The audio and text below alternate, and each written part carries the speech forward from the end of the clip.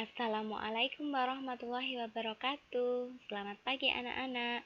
Kembali lagi bersama Bu Ila di pembelajaran tematik tema 6, subtema 1, pembelajaran 2, kelas 5. Nah anak-anak, sebelum kita belajar, jangan lupa untuk berdoa dan mempersiapkan alat tulis ya. Oke anak-anak, coba amati gambar berikut ini. Ada gambar teh panas dan es jeruk. Oke anak-anak, kira-kira apa perbedaan dari kedua hal tersebut? Nah, teh panas tentunya membutuhkan air panas, sedangkan es jeruk tentunya membutuhkan es. Bagaimana kita menentukan perbedaan suhu dari dua buah benda anak-anak?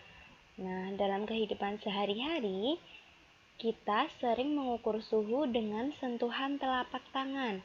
Indra praba akan mengirimkan informasi ke otak untuk memberitahu anak-anak bahwa sesuatu itu terasa panas ataukah dingin.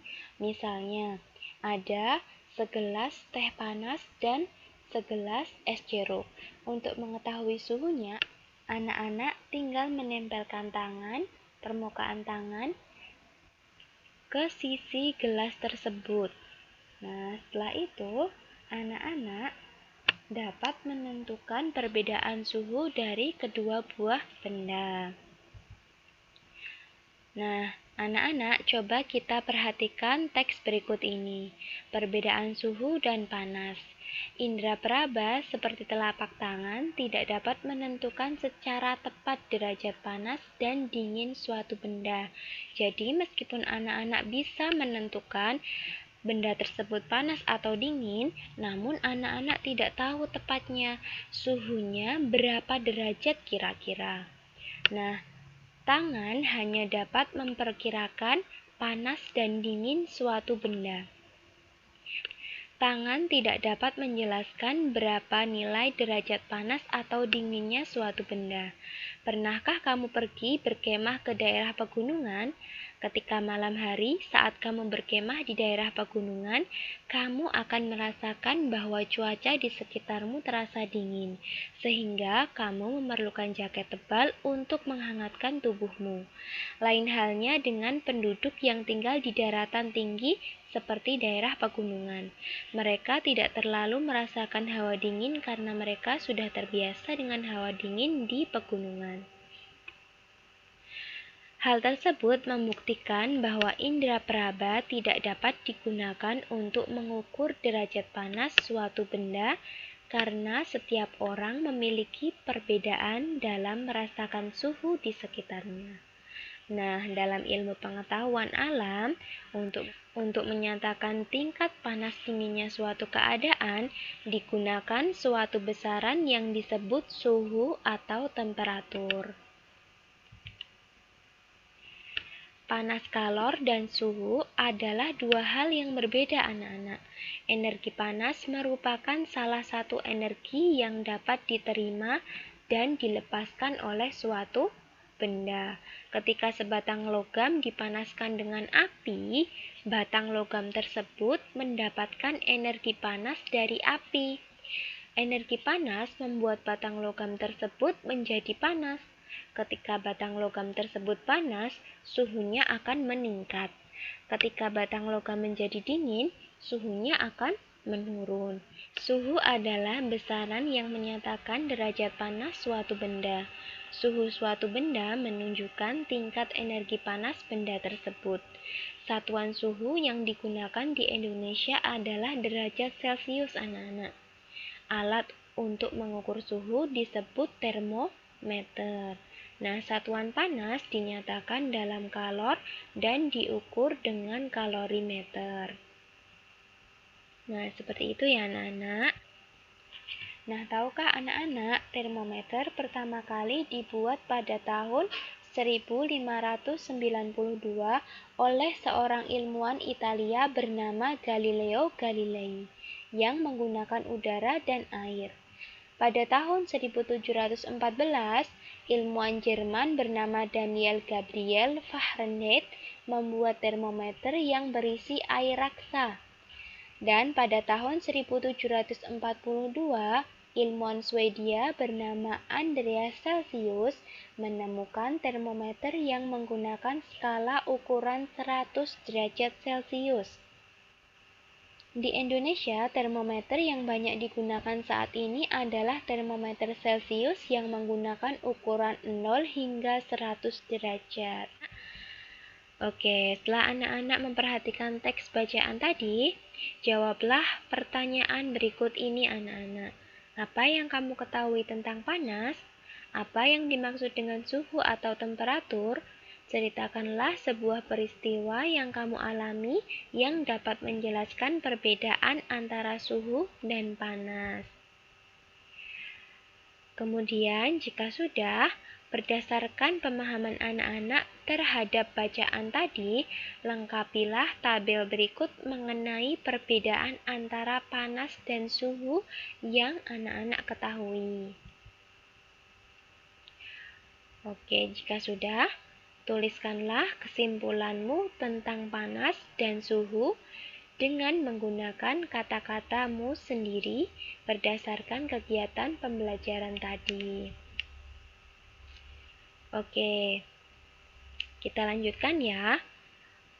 Koran atau surat kabar merupakan salah satu media cetak paling lama yang dikenal dan diciptakan manusia. Nah, anak-anak pasti sudah tahu ya apa itu koran atau surat kabar, pasti sudah pernah membaca juga kan? Nah, surat kabar memiliki banyak informasi yang disediakan untuk pembacanya. Salah satu informasi di dalam surat kabar adalah iklan tentang barang-barang kebutuhan pokok. Nah, bersama dengan teman sebangkumu, ini bisa anak-anak lakukan dengan keluarga. Gunakanlah surat kabar untuk mencari gambar-gambar barang yang sering digunakan keluarga anak-anak. Barang tersebut adalah barang-barang yang menggunakan sumber energi panas, bisa berupa sumber listrik atau sumber panas lainnya seperti baterai. Nah, ini bisa alat-alat elektronik ya anak-anak. Oke, gambar barang-barang tersebut biasanya terdapat pada halaman khusus iklan pada sebuah surat kabar. Carilah paling sedikit 5 buah gambar barang yang menggunakan sumber energi panas. Jelaskanlah kegunaan barang tersebut dan sumber-sumber energi yang digunakan. Oke anak-anak, selanjutnya, tahukah anak-anak tentang gamelan? Gamelan adalah sekumpulan alat musik tradisional. Setiap alat musik yang ada pada gamelan menghasilkan bunyi yang berbeda.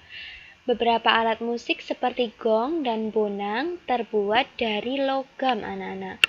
Dalam pembuatannya, gong dan bonang harus dibentuk dengan cara dipanaskan. Gamelan digunakan untuk mengiringi beberapa lagu daerah yang dimainkan dalam tangga nada sederhana. Nah, apakah anak-anak tahu apa itu yang dimaksud dengan tangga nada? Oke, perhatikan penjelasan berikut ini. Tangga nada. Tangga nada adalah urutan nada yang disusun secara berurutan. Nah, ini misalnya do, re, mi, fa, sol, la, si, do. Ada banyak jenis tangga nada anak-anak. Di antaranya adalah tangga nada diatonis dan pentatonis.